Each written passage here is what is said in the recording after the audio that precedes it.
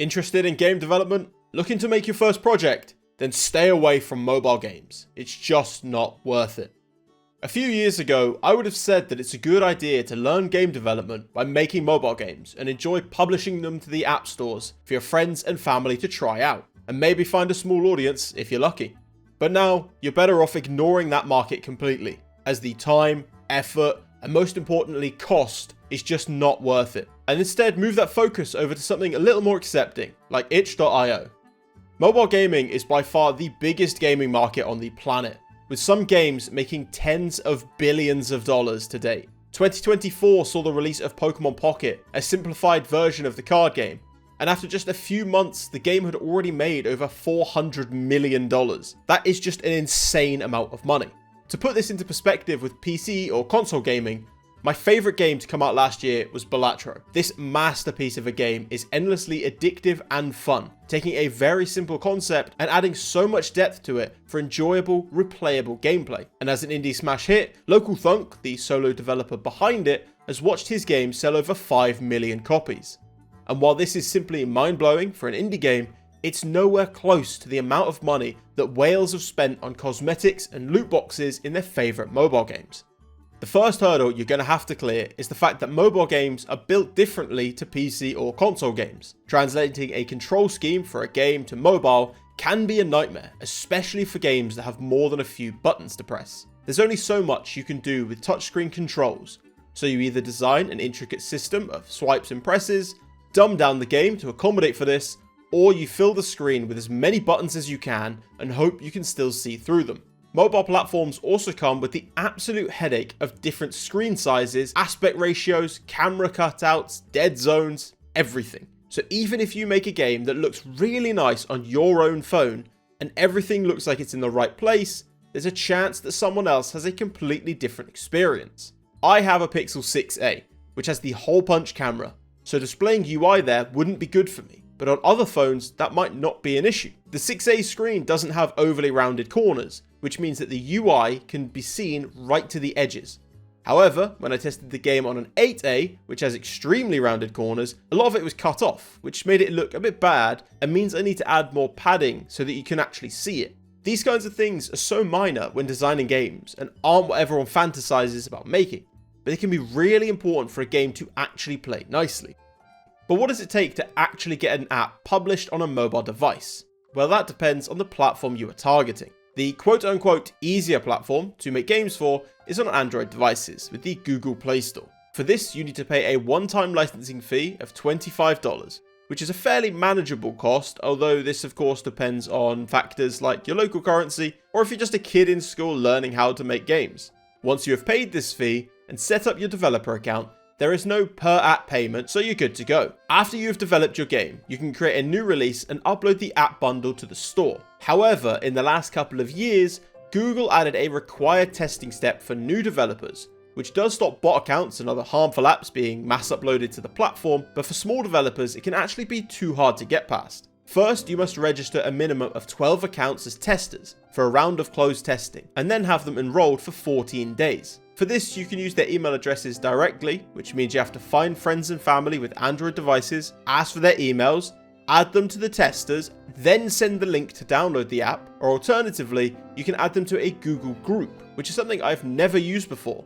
But once again, it means sending them a link to the Google group, and depending on whether you want it public or not, you may have to verify their request to join, and then either send them a link directly, or post the link in the group with the store page. The Google Group route is a bit easier, but it can be a pain for solo developers or learners to overcome. Most of my friends don't have Android devices, so when I was going through this process, I was basically asking anyone I knew that had one. Once a Google Group is set up, or you have a list of emails, you don't have to go through this process again, thankfully, but it would be a whole lot easier if you could just send a single link to register as a tester and download the app all at once. Once you have your account set up and the testers in place, it's actually very easy to upload your games and release updates to the Play Store. This is my developer console here, and this is a game I'm currently in the process of releasing. You can see here, the testers are registered, and it's counting down the days until I can make a public release. To update the game, all I have to do is go to Close Testing, Manage Track, Create New Release, upload the app bundle, give it a title and description. Within this track, once I can publish the app, I can simply click to promote it to be published, and it'll automatically go live. But here's where I hit another problem with my game. Once my test had hit the 2-week mark, I submitted it for publishing, which according to Google could take up to 7 days. Well, to be fair to them, it only took a day, and I was immediately faced with a rejection, saying I have to do another round of testing, which some generic, vague guidelines stating the things I should be asking testers for. All I wanted to do was release a game to the store so that some friends and family, as well as anyone watching my videos, could play. I'm not a game development company with in-house testers or anything, nor am I going to pay people to test this little fun project. So the fact that the game was rejected so quickly makes a lot of it a massive waste of time. I already have 4 projects published to the Play Store that I uploaded before this was even a requirement, so adding this step just makes it more annoying. I understand that they would want to moderate the Play Store so that malware or harmful apps aren't uploaded, but that's easy to bypass by simply having some testers or bots to spoof testing the app. And let's just talk about how many questions it asks to publish a game. When you first set up the app page, Google Play asks all about the content of the app. It's fair enough really, and some questions have to be asked by law, but seriously, these are some far-reaching questions. Does the game feature violence or crude humor? Okay, valid question. Does the game advocate committing acts of terrorism? Who is ever going to say yes to that? Does the game erode the national identity of the Republic of Korea? I hope not. I just wanted to make a chill game about zombies. But even after filling all of this in, my game's not even going to be able to be released to the Play Store seemingly. So what a waste of time that all was. And then there's the other team, the walled garden of Apple and iOS, which is seemingly a better market to publish games for.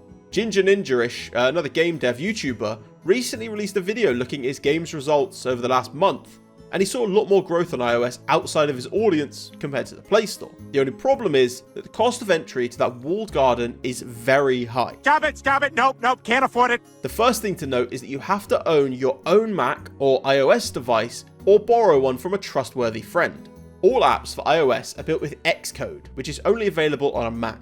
So if you don't already have one, it's better off leaving Apple's platform alone, because it only gets more expensive from here. Without a Mac, you can use Unity's cloud builder to compile the game. However, you will not be able to register or release the app without an Apple device, so that doesn't get you too far. You can technically use a virtual machine to load up macOS and build it there. However, it's against terms of service to do this, so your developer account might not last too long. But what if you do have a Mac or an iPhone? What then? Well, first things first, just like with the Play Store, you have to pay for a licensing fee. However, Apple likes to make sure you're serious about the whole development thing, because they charge you $99 every single year. Google's fee is suddenly looking very cheap, but if you've already dropped $2,000 on devices just to build the app, you're probably going to cough up the extra money for the license. Shut up and take my money. Now, as I haven't coughed up this money, I haven't had any personal handling with Apple's process in releasing an app.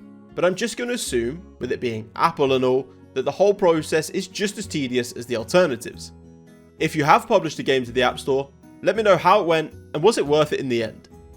And finally, let's talk about the market you're entering. This market is a different beast altogether, where the definition of game is very different to what you'd see on a PC or console, where everything is designed to trigger dopamine hits as quickly as possible while simultaneously milking you for every last penny. For a bit of fun, I thought I'd look at a few of the games on the front page of the Play Store and see how much gameplay there actually is. I had a quick look at the games on show, and I've picked out Idle Outpost, seems it's got an event running at the minute, Super Snail because it actually seems like a real game, Total Battle Strategy Games because that SEO name is amazing, and Whiteout Survival because it's nearly impossible to go online without seeing their terrible, likely irrelevant ads. And speaking of, I'm going to give these games a score based on how well their adverts show the actual gameplay, how much gameplay there actually is, and how quickly the game stops and asks me for money.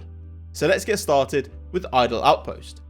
The game starts with a pretty decent intro cutscene, and this is the gameplay. You work a counter serving customers with various products and upgrade as you go to increase production. The only problem with this is the upgrade system is so linear, without any freedom to choose what to upgrade, that you're basically watching the gameplay itself. The loop is essentially click the upgrade button as soon as it's available, and in a set amount of time you have completed the level. Now yes, this is marked as an idle game, but the lack of choice or strategy takes away any real reason to play the game, as your actions do not matter. Once you complete all of the upgrades in an area, you move on to the next level, which will introduce more stations. However, you're still faced with the illusion of choice. Once I reached the second level, the game pointed me straight to the shop, where conveniently, the first set of coins were free. The game features two premium currencies, gems and tickets. Gems allows you to buy coins and other gear, which removes the waiting around in the game, but when that's all the game is, it's sort of pointless. The game also features reward ads, so you sit there and watch a few adverts, you can get free coins, skipping the gameplay altogether. And the tickets allow you to skip the ad as if you've watched it. What a great deal. Imagine if Elden Ring allowed you to skip past a boss fight by watching a brand deal. I played this game for about 15 minutes and I have seen everything I needed to. Shallow gameplay, flashy numbers, daily rewards, and full of microtransactions. You can't even call this a game, it's so much less than that. And so of course, it makes millions every single month. I'll never understand the player base behind this. But what does it score on my ratings? So the gameplay is a 1 for being completely boring. Monetization gets a 1 for being ridiculous. But I will say, the adverts accurately portrayed it, so I'll give that a 4 out of 5. And with that, Idle Outpost gets an overall score of 2 out of 5. The next game is Super Snail, which from the marketing looks like a real game, so let's check it out. The game also starts with an intro cutscene, and this art style is just amazing. I love the gritty, dirty feel to it. You start the game by choosing your race, a bird, a snail, or a cyclops. The game is called Super Snail, so why not go for that one? A weird choose your own adventure starts it off and introduces some gods which all look insane. The game keeps making jokes about paying instead of playing, which I'm hoping isn't completely tone deaf, but we'll see. After all that, the actual game begins. After a brief explanation at the base, it's off to Seoul. This weird board game bit comes up and you tap to go around the squares, collecting various items. I then came up against an enemy, beat it up and evolved to have some fangs. So far this game is basically playing itself just like before, but hopefully this is just the tutorial part. Once I'd beaten up some kid and clicked through the tutorial some more, I ran out of food, and here's where the classic mobile game energy system comes into play. As soon as the tutorial ended, the game popped up with a 99-cent purchase, which is actually quite far compared to most mobile games. But even with that tutorial, I don't actually have a clue what everything does, because instead of teaching anything, it just had a glowing circle telling me what to press. After playing the game for another 15 minutes or so, I can safely say there is a lot to this game without actually having any substance at all. The grid system is interesting, especially when you upgrade the coloured squares to find better loot there, but I feel like I'm just skipping everything to get it over with, instead of actually enjoying any gameplay. I do have to give it credit though, the game doesn't feel like it wants to take all of my money at all times, but I can't really score it too highly when the store contains bundles for $109.99. But what would I score it? Well, the gameplay is a 2 out of 5 for me on the arbitrary scale, because there is a lot to it, but nothing of note. Monetization, I'll give it a 3, because apart from the starter bundle, it never really forced me to check out the shop, which is a low bar to set, but it's what you expect of a mobile game. And the advertising again gets a 3. It doesn't really show off the game too well, but it doesn't try to scam you with over-the-top fake gameplay and events to seem better than it is. A respectable 2.67 out of 5 there. Up next is Total Battle Strategy Games, and this game isn't wasting any time. No intro cutscene, no menu, nothing. Just straight into the action, and boy is this thrilling. The gameplay here is one of those classic Instagram ads, moving left and right as you shoot, collecting new soldiers, and upgrading weapons as you go. This gameplay feels like it was made by a uni student, but like a good uni student. In this first section, every level unlocks these guys that repair your boat, and every level is basically the exact same. But then, once you repair the boat and finish a few more levels, something weird happens. The game moves into its second phase, where all of a sudden, it's a tribal wars style base management game. There's so many items, upgrades and storylines going on here with resources that I haven't even seen or earned yet being spent. And I've seen quite a few mobile games pull this tactic off. Basically, the marketing all revolves around the simple gameplay, but that turns out to only be a small part of the game, and the rest of it is something completely different. This happened before when that dog was being stung by bees on Instagram, but the main game was some high fantasy fever dream, but because the advert was technically part of the game, it's allowed. Here, this city follows the same tactic that every other game in this genre does. You have to wait to gain resources, but if you're willing to spend a tiny bit of money here and there, you could skip all of that and have the best base you can. Except nothing else happens when you upgrade your base, and as far as I can tell, it doesn't actually matter what you do in the city, the shooting minigame isn't affected by any of it. So what am I scoring this bait and switch title? Well, the shooting minigame is polished enough, so that can get a 2. But the monetization and likeness are literally 0 out of 5. This is literally a scam, and it's just sad to see that this is one of the highest grossing games on mobile. I just can't wrap my head around it. Total battles, you get a 0.67 out of 5, and that's being generous. And finally, whiteout survival. Seeing as though this is everywhere on Instagram, I have a feeling that this is also going to be a scam. But hey, let's check it out anyway. This game actually had voice actors in the game, which is surprisingly decent quality for a mobile game. The gameplay is your typical base management game, yet again. However, this hasn't tried to hide it away, and it's a lot more cohesive than the others. After playing this game for about 10 minutes, all I had done was press the shiny buttons anytime they had popped up, and that was literally it. I never had a choice for anything. There's no strategy, it's just upgrading every building that appears, and that's literally it. I've tried waffling about every game, even if they had very little gameplay, but this is genuinely just nothing. These games are popular, so some people must like them, but I don't get what's appealing at all. At least in normal city builders, you have choice in your design, but this is as linear as it gets. Once I got through the tutorial chapters though, I unlocked Explorations, which is an auto battler, so that does add something new, I guess, but once again, it's very much just waiting for resources, upgrading your unit to get a higher number, and then you can win. I'm done with this game, the gameplay is dreadful, so I'm giving it a 1. The monetization gets a 2 just because it didn't beg me to spend money, and the likeness to the adverts is a 3. It does play quite like how they portray it, but this seems a lot more action-packed and involved in the ads. So on my meaningless scale, this game gets a 2 out of 5. Well, that's 2 hours of my life I'll never get back. Let's take a quick look at the leaderboard, and we can see that Super Snail tops the list, with Idle Outpost in second, Whiteout Survival in third, and whatever Total Battles wants to be in last place. The mobile gaming market is just a sad state, yet somehow these games manage to generate ridiculous amounts of money every single day. Maybe in my next game I could charge players 99 cents to reload their gun. Hold on.